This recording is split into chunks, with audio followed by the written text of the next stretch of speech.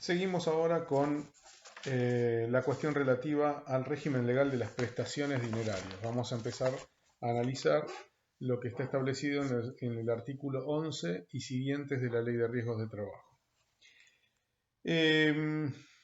Por empezar, el artículo 11 empieza diciendo que las prestaciones de la Ley de Riesgos, todas, gozan de los beneficios, de los privilegios y franquicias de los créditos por alimentos y que son además irrenunciables y no pueden ser cedidas ni enajenadas. Es decir, dada la naturaleza que tienen las prestaciones de la ley de riesgo y el régimen indemnizatorio, la ley ha querido protegerlas del ataque posible si se lo considerara que como parte del patrimonio del trabajador es prenda común de los acreedores. Entonces los límites que tienen los terceros frente a la posibilidad de ejecutar las prestaciones y las indemnizaciones está limitada por los términos de este artículo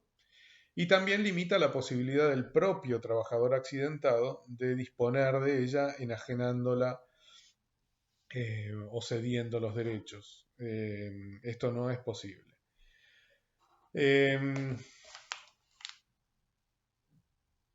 el apartado 2 del artículo 11, la ley establece las prestaciones dinerarias que corresponden por incapacidad laboral temporaria. En el texto que aparece hoy en Infoleg sigue vigente un texto antiguo porque con el decreto 1694 del 2009 se estableció claramente que al trabajador que se encuentra en estado de incapacidad laboral temporaria le corresponde percibir la remuneración en los términos del artículo 208 de la Ley de Contrato de Trabajo. Es decir, va a percibir una prestación que es equivalente a la que hubiera recibido el trabajador en caso de encontrarse con una enfermedad o accidente inculpable. Es decir, básicamente la ART va a tener que mantener el pago de la remuneración del trabajador en los términos del artículo 208, aunque no es remuneración, sino que es indemnización en los términos de la ley de riesgos. Es decir, la naturaleza de la prestación cambia. Si bien la ley o el decreto 1694 del 2009 remite en su fórmula de cálculo al artículo, a la remuneración que hubiera correspondido en los términos del artículo 208, la naturaleza de la prestación que paga la ART es siempre indemnizatoria. ¿Por qué? Porque remuneración es el pago que debe el empleador como contraprestación por el trabajo. Y en este caso, lo que se le debe al trabajador no es contraprestación del trabajo, sino reparación de la incapacidad laboral temporaria. Los 10 primeros días de la incapacidad laboral temporaria están a cargo del empleador. El resto de los días están a cargo de la ART.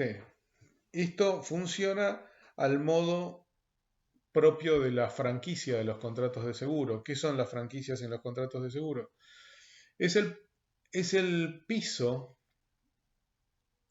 a partir del cual va a responder la aseguradora. Esto quiere decir siempre que cuando con la póliza se fija una franquicia, hasta el monto de la franquicia, el costo lo va a tener que asumir el asegurado. Y todo lo que supere la franquicia lo va a pagar el asegurador. Esto tiene un fin, les diría, higiénico en la relación asegurado-aseguradora, que consiste en no estar litigando permanentemente para determinar si cada pequeña licencia de 2, 3, 5 días del trabajador es debida al trabajo o es debida a una enfermedad o accidente inculpable, porque llevadas las cosas a un extremo, podría ocurrir que entonces cada vez que un trabajador falta se intentara hacer pasar la cuestión como una enfermedad del trabajo y se le facturara eso a la ART. Para evitar esta circunstancia, este supuesto, aun cuando la incapacidad laboral temporaria deriva de una enfermedad o accidente del trabajo, los 10 primeros días los soporta el empleador y a partir de allí paga la aseguradora. Cuando el decreto 1694 se remite al artículo 208 de la Ley de Contrato de Trabajo, lo que está estableciendo es que además al trabajador le van a corresponder los aumentos que correspondieran, que se otorgaran durante el periodo en que dura la incapacidad laboral temporaria. Pero no hay que confundir 208 de la Ley de Contrato de Trabajo con la naturaleza de la prestación que paga la ART, que es siempre indemnización. La calcula sobre la base del 208, pero lo que paga es indemnizatorio. Vamos a ver ahora, dispuestas en la ley, 3 pagos complementarios o 3 tipos de prestaciones complementarias que se fijaron en aquel momento en 30.000, 40.000 y 50.000 pesos. 30.000 para la incapacidad permanente parcial de más del 50% y menos del 66%. 40.000 para la de más del 66% y la total, y 50.000 para el caso de muerte. Estas sumas, que son sumas históricas del decreto 1278, fueron elevadas por el decreto 1694 a 80, 100 y 120. Son los mismos supuestos, pero el número que corresponde de indemnización, de prestación adicional, es 80, 100 y 120. Y después, con la ley 26773, que ya lo vamos a ver, se estableció que estas prestaciones, estos valores fijos de las prestaciones que marca la ley, son actualizables por RIPTE. Así que hoy, no hice el cálculo y no he visto últimamente un cálculo actualizado, pero estamos hablando de prestaciones actualizadas que pueden rondar, si eran 80, 100 y 120 en el 2009, y pueden ser 600, 800 y 100 y 1 millón hoy. Pero vamos a chequearlo eso después.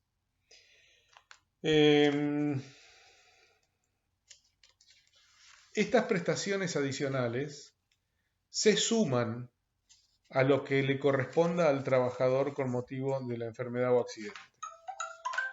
Pero solamente se pagan en la medida en que la incapacidad se transforme en permanente. Mientras dura la incapacidad laboral temporaria, el trabajador solo va a percibir lo que establece el artículo 11, es decir, y por el decreto 1694, la remuneración del 208, aparte, obviamente, de todas las prestaciones en especie que le corresponden. Tratamiento médico, medicación, terapias, intervenciones quirúrgicas o estudios especiales.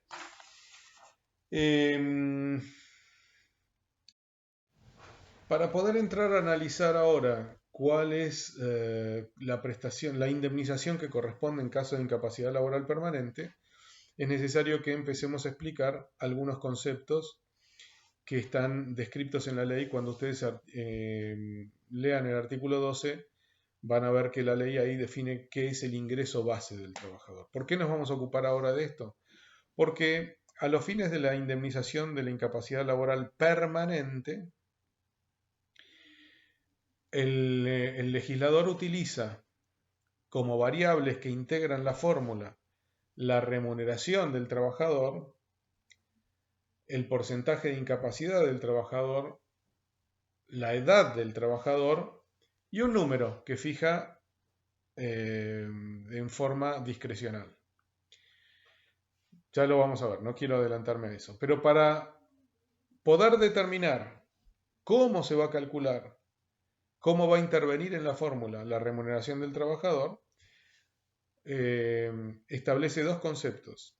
El ingreso base, que ustedes en muchos textos lo van a ver descrito como IB larga, IB es ingreso base, y el ingreso base mensual, que es el ingreso base multiplicado por 30.4, me va a dar el ingreso base mensual.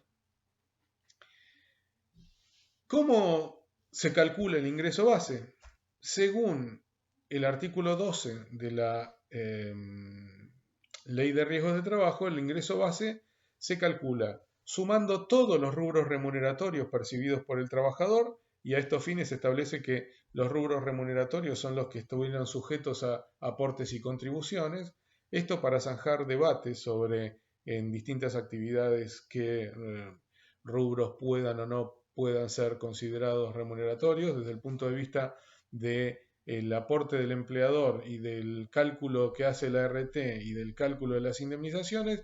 Vamos a considerar remuneración a todo aquello que en los hechos haya estado sujeto a aportes y contribuciones. Vuelvo entonces a la descripción. La sumatoria de todos los rubros remuneratorios percibidos por el trabajador durante el año anterior al accidente o a la primera manifestación invalidante, divididos 365.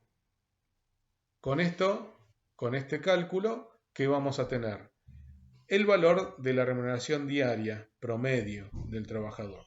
Si yo sumo todos los sueldos, todas las remuneraciones percibidas por el trabajador durante el año anterior y lo divido por 365, el resultado que voy a tener es el valor equivalente a la remuneración de un día. Pero esta es la cuenta inicial que se hace para poder obtener lo que les dije recién, que es el ingreso base mensual, que es este día, este ingreso base, lo multiplico por 30.4 y obtengo el ingreso base mensual. ¿Por qué 30.4?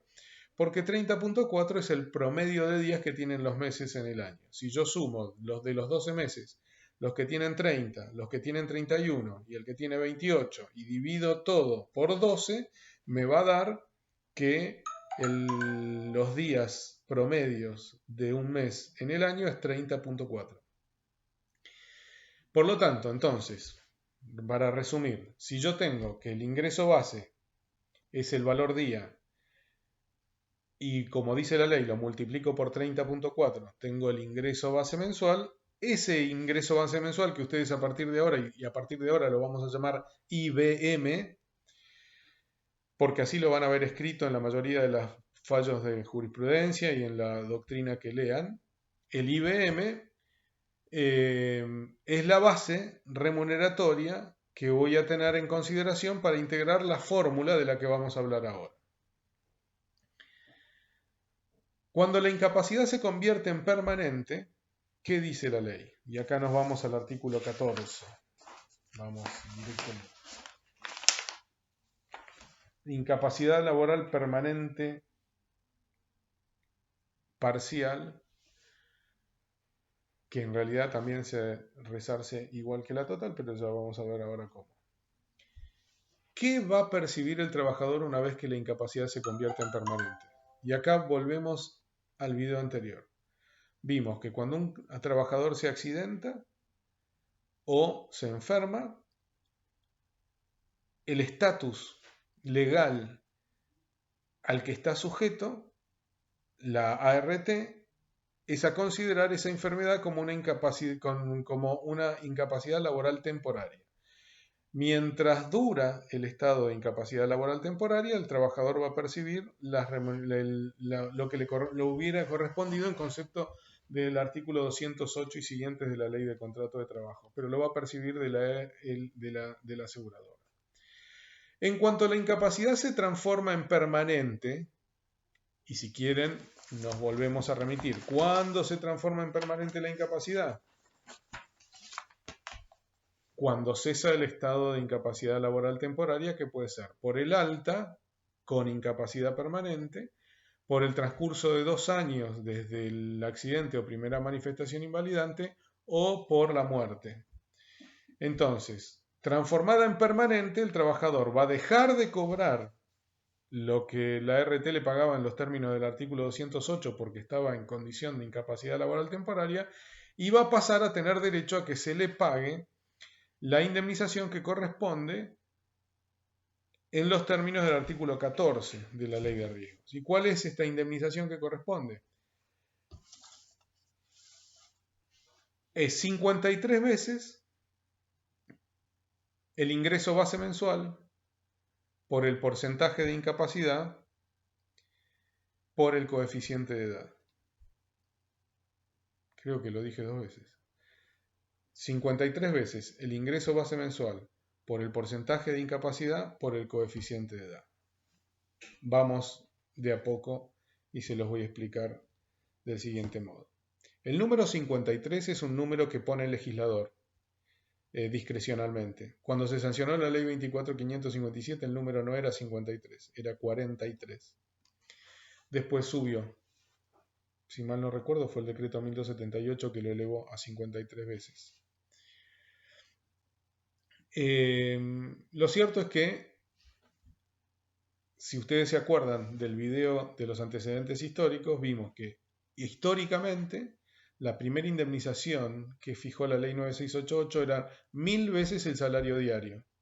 Acá no son 1000 veces, sino 53, pero no es el salario diario, sino el salario mensual. Así que en los hechos equivale a un aumento de un 50%, porque 53 por 30.4 son 1500 veces el salario diario, digamos. 1539 veces, o una cosa así. Lo cierto es que el esquema actual, al pasar a 53 veces el salario mensual en vez de 1000 veces el salario diario, implica una mejora del esquema antiguo. Ahora, son 53 veces el ingreso base mensual por el porcentaje de incapacidad por el coeficiente de edad. Vamos a ir de a poco para que entiendan cada una de las partes de la fórmula. Como les dije recién, el 53 es un número que pone discrecionalmente el legislador, obviamente buscando que la indemnización le arroje un resultado determinado. 53 veces el salario mensual equivale prácticamente a casi 4 años y medio de salarios completos, ¿no?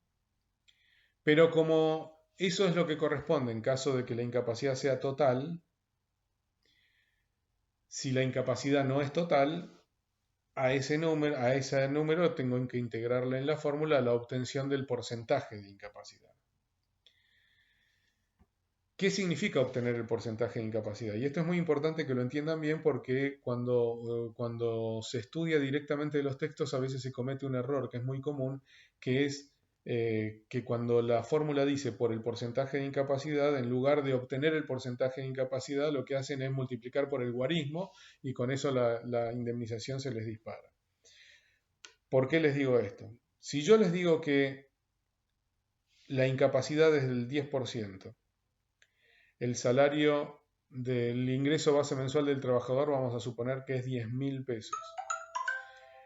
Y yo tengo que obtener el monto de la incapacidad.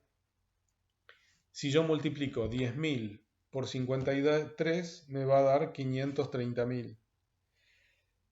Si el trabajador tiene un 10% de incapacidad, sobre esos 530.000 tengo que obtener el 10%. Por lo tanto, la indemnización va a ser 53.000.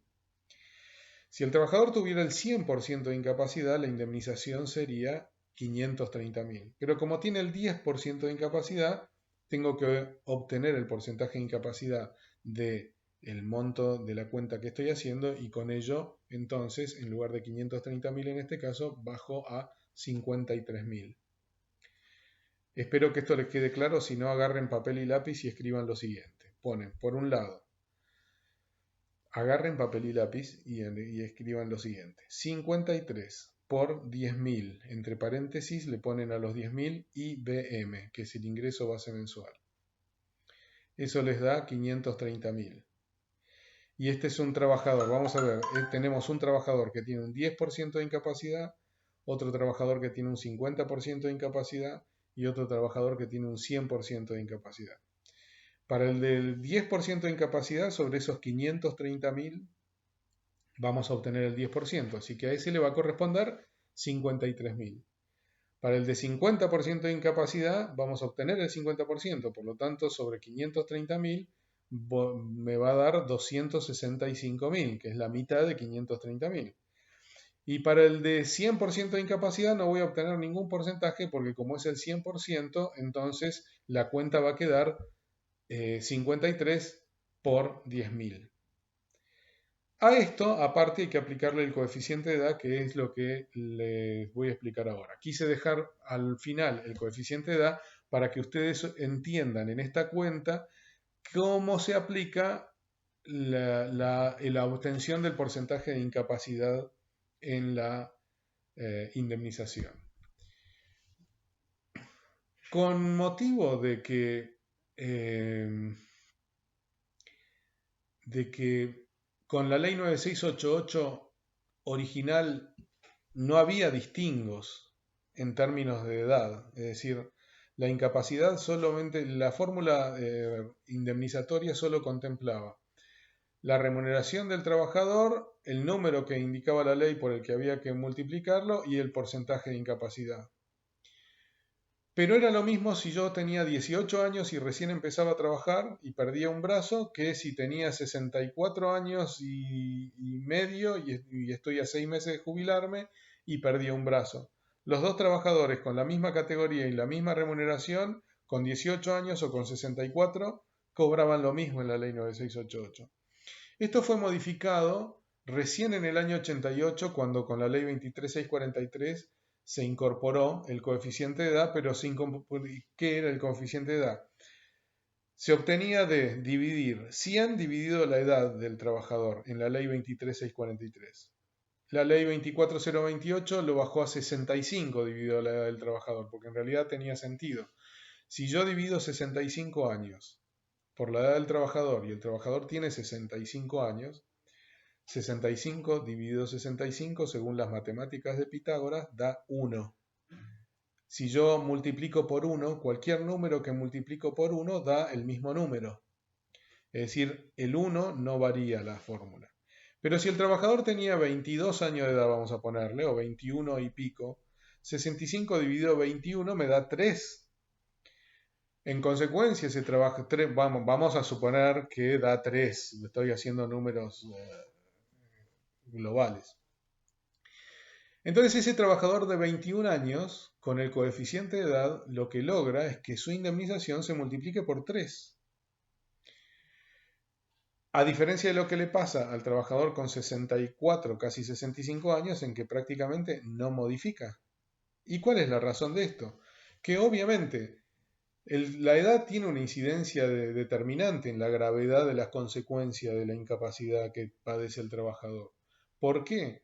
Y porque no es lo mismo estar a 6 meses de jubilarme si yo tengo una incapacidad, porque teóricamente ya estoy por entrar en el estado de pasividad en el que no voy a tener que usar más mi fuerza laborativa para generar salario, porque me lo va a pagar el sistema previsional, que tener 20 años, tener la misma incapacidad y tener que enfrentar toda una vida a futuro de 45 años más, acarreando, arrastrando el problema de mi incapacidad. Es obvio que es distinto.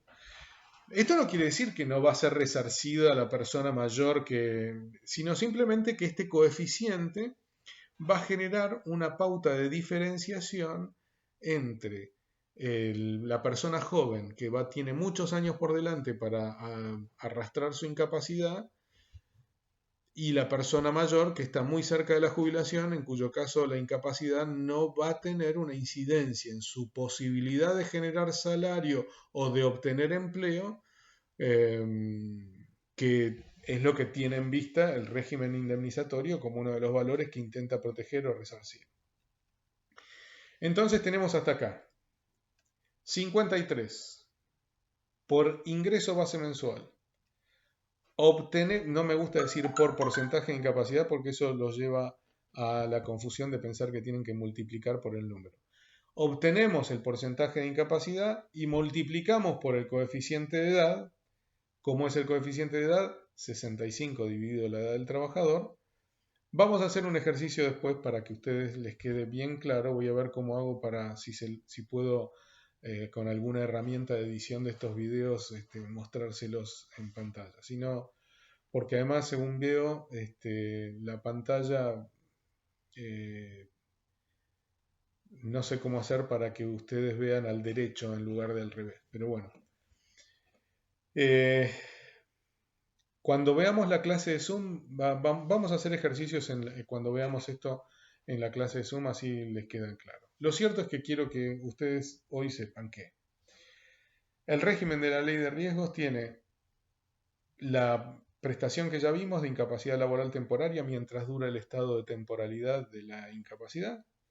las prestaciones adicionales, que según que el trabajador tenga la incapacidad de más del 50 y menos del 66, sea total o muerte, van a ser 80, 100 y 120 mil pesos actualizado el Sporripte, ya lo vamos a ver, y la indemnización del artículo 14 para el caso de incapacidad laboral permanente,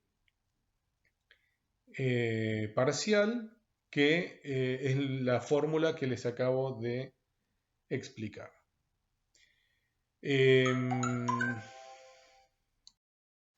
Cuando se produce la incapacidad permanente total, es decir, del 66% o más, el trabajador, aparte de percibir las indemnizaciones que acabamos de ver, le va a corresponder que se le otorgue la jubilación por invalidez. Es decir, y la jubilación por invalidez, aparte, obviamente, es compatible con la percepción de los demás beneficios que marca la ley. No hay incompatibilidad. Incluso el artículo 16 establece que la percepción de prestaciones dinerarias por incapacidad laboral permanente es compatible con el desempeño de actividades remuneradas por cuenta propia o en relación de dependencia. Esto lo dice así porque en realidad, como vamos a ver, y también le vamos a dar simplemente una mención porque no quiero complicarlos con que detengan la atención en cosas que ya no están vigentes, pero originariamente la Ley de Riesgos del Trabajo establecía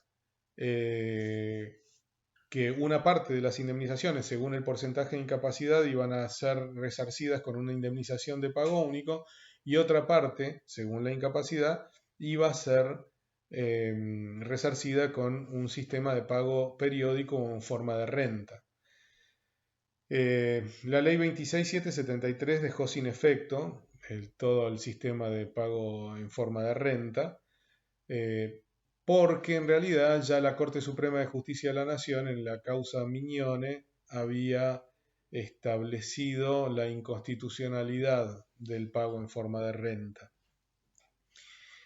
Acá también voy a hacer un paréntesis para dejarles claro este tema, aunque no es un tema que ya nos preocupe mucho porque la cuestión es pacífica y ya está clara la normativa, pero en su momento era litigioso porque la ley decía una cosa, la jurisprudencia decía otra.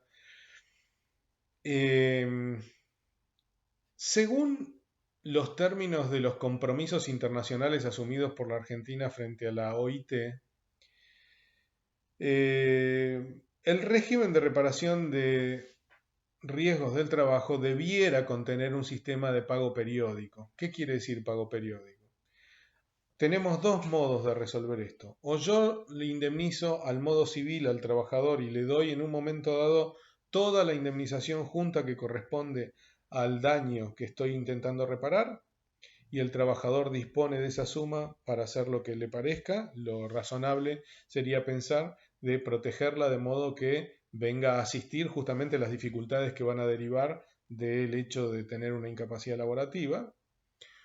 O lo considero una contingencia que también tiene cierta naturaleza de problemática de seguridad social, que consiste en asegurarse de que la persona a lo largo de toda su vida y hasta la jubilación esté compensada por las dificultades que derivan de la pérdida de la capacidad laborativa e instituye un sistema de pagarle todos los meses en lugar de darle todo junto. Esto vendría a ser algo así.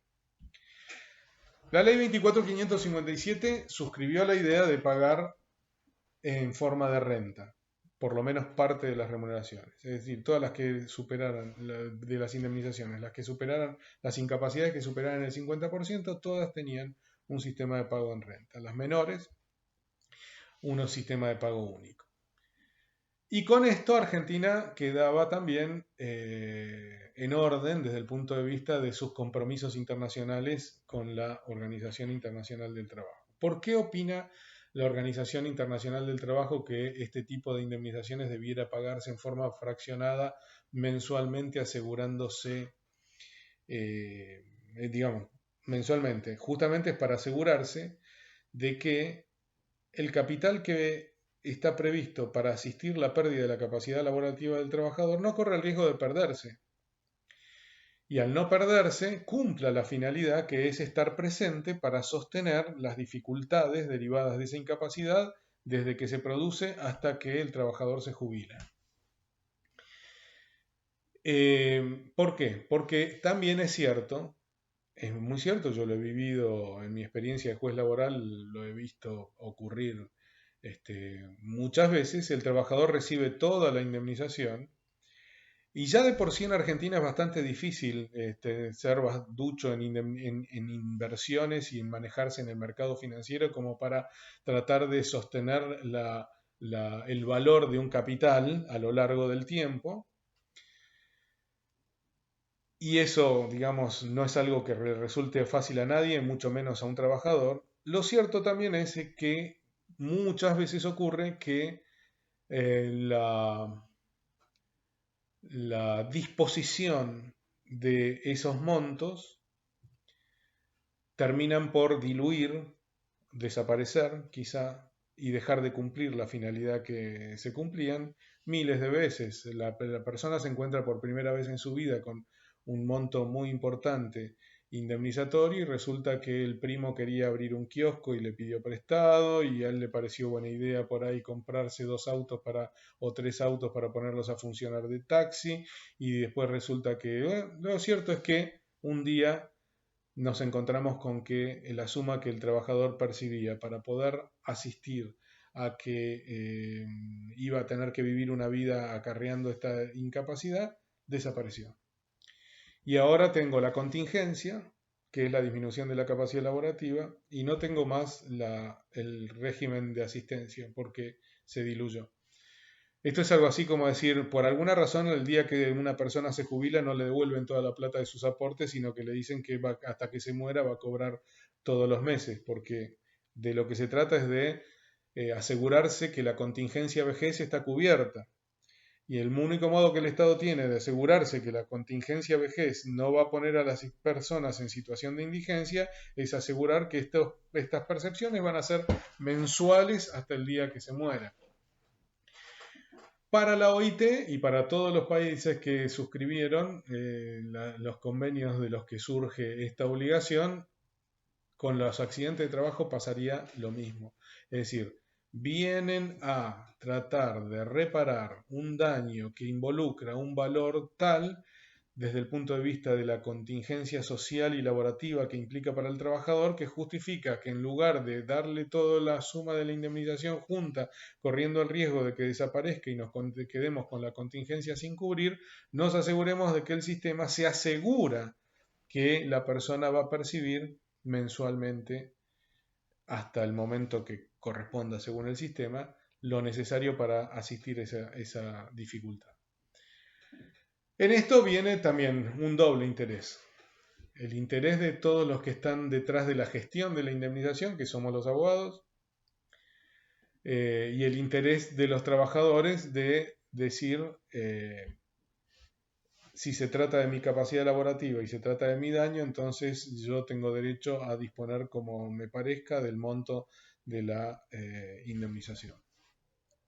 Ok, esa es la situación que suscribe la Argentina y entonces se logró que se dejara sin efecto con la ley 26773 todo el régimen de pagos en forma de renta. Inspirados por la idea de que la Corte en la causa Miñone había dicho que el régimen del pago en forma de renta era inconstitucional. Pero lo que nadie analizó o admitió es que en esa causa particular, en que la Corte dijo en esta causa esto es inconstitucional, la razón fundante del fallo es que el pago en forma de renta era ínfimo, no tenía carácter casi resarcitorio porque era insustancial y por lo tanto entonces correspondía darle todo junto. No solamente ese argumento es un argumento para la causa esa, que no quiere decir que el sistema como sistema sea inconstitucional, por lo tanto tendríamos que verificar en cada caso si el pago parcial es reúne las mismas condiciones que las que tuvo en cuenta la Corte en este precedente para poder decir es inconstitucional, sino que además, si el pago es ínfimo, lo que corresponde es aumentarlo, no decirle vamos a dar otra forma para que vea, si cobrado todo junto, va a seguir siendo una suma de cosas ínfimas. Por lo tanto, a mi juicio, la insuficiencia del monto se resuelve atribuyendo un monto suficiente. No se resuelve cambiando el sistema para que parezca... Por eso estoy en contra, en contra. Nunca estuve 100% de acuerdo con el criterio desplegado por la Corte en la causa Mignone.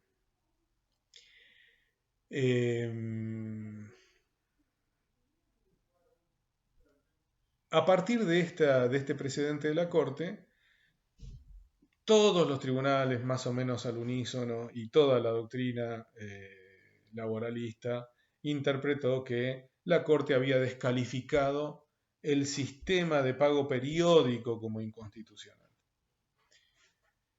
Y por lo tanto, allí se empezaron a repetir declaraciones de inconstitucionalidad una tras de la otra, hasta que el legislador decide corregir esto y se adhiere al criterio de la inconstitucionalidad del pago periódico, y en la ley 26773 lo reforma, diciendo que quedan derogados los sistemas de pago de renta.